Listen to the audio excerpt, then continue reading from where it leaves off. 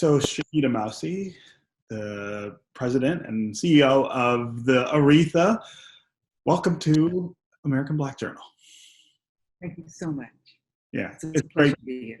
It's really great to have you here with us. Um, uh, let's start with you talking about the effect of this pandemic and all of the disruption on entertainment venues like the Aretha. Obviously, you're shut down like everybody else, but talk about the threat of long-term disruption, just how you've been managing all of this.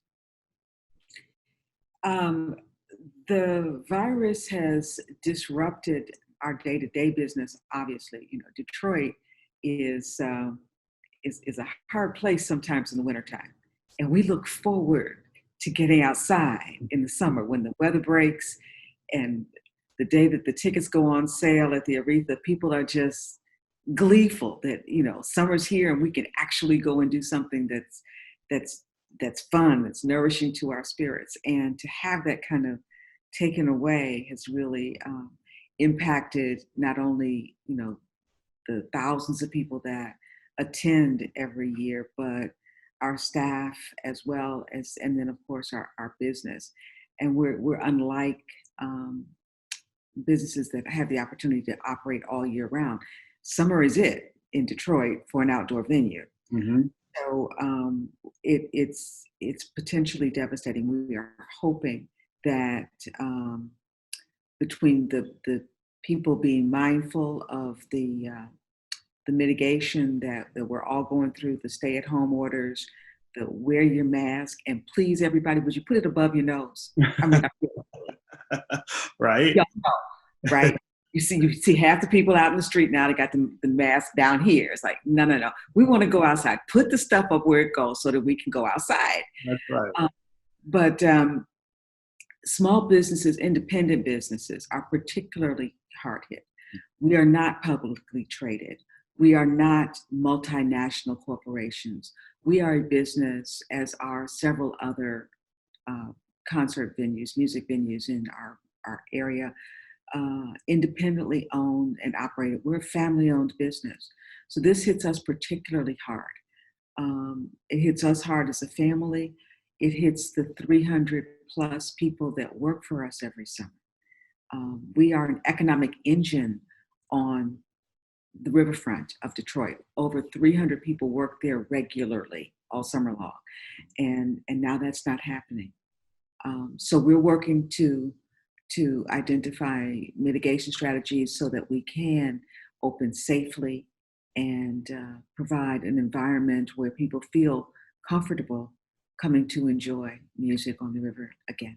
Yeah, and I should note that your background has me longing for the summer that you're talking about, the Detroit summer that you're talking about, that shot of the theater and of course the boats that all sort of gather along the riverfront to hear music as well. It really is one of the signature experiences here during the summer in Detroit, and so seeing it makes me want it even more.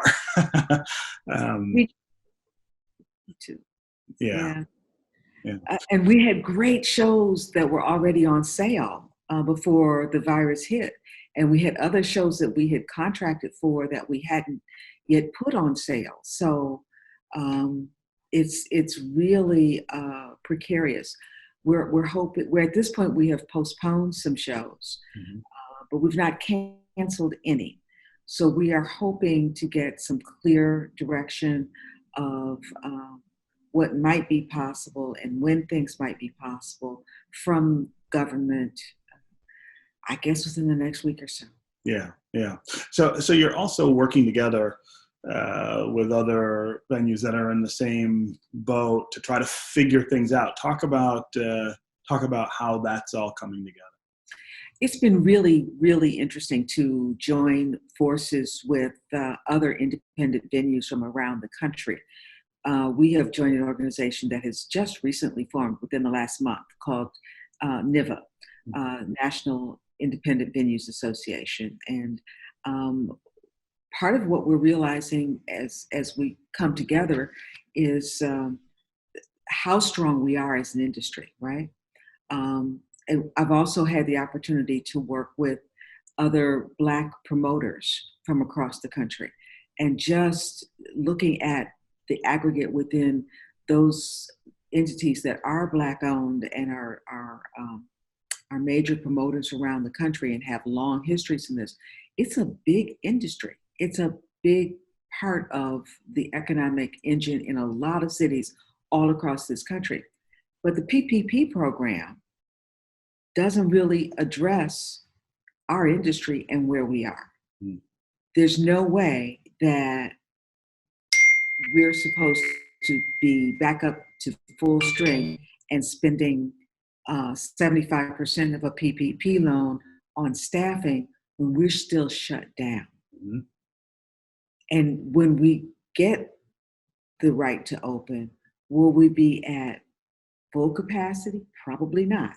So it's going to take a while for us to get whole. Hmm. And while PPP was a good fast first swing at it, the reality is that we may be among the last of the businesses that are able to open back fully. And we are lobbying Congress and asking them to take a look at this industry in particular, and of the independents in this industry. You know, Ticketmaster and Live Nation and AEG, those are the big guys, right? One of them just did a deal for $500 million from Saudi Arabia to help fund them.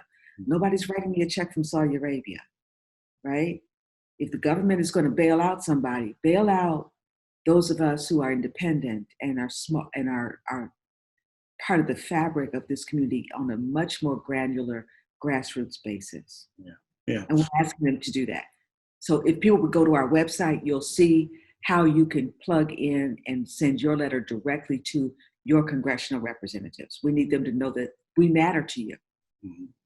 I wonder if you can talk just a little about what you think is probable or possible for concert venues in the future. I mean, I hear a lot of people talk about how this is going to change the way we interact for a really long time. But of course, people are not going to stay away from music. They can't stay away from the concerts. They're not going to stay away from beautiful venues like the Aretha, which, are part of our summer. So have you thought much about how that might change? That experience might be different going forward, even though we want to preserve that experience for ourselves and, of course, for the future.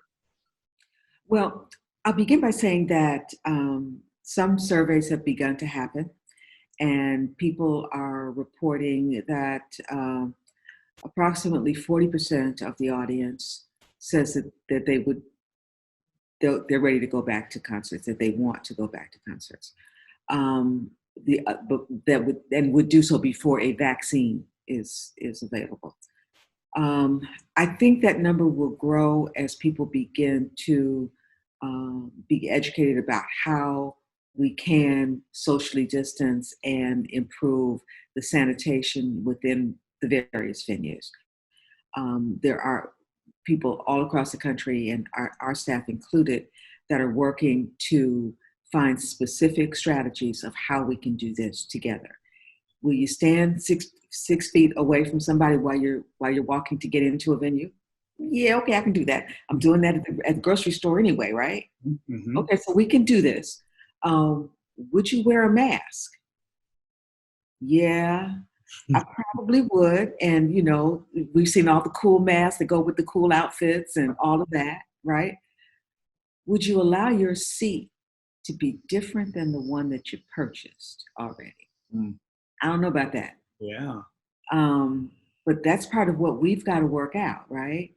If we've sold Jeezy and T.I. and half the house is sold already, can I reseat you to facilitate social distancing without major problems? I hope so. But I think that as we work together, we can do this. And then I looked at the New York Times today, and I was reading about what happened with music during and after the 1918 Mm. pandemic. Mm. And it was encouraging to me because people did go back to the theaters, and they saw a resurgence because people need music. It's healing. It's uplifting. It's how we find joy in moments together.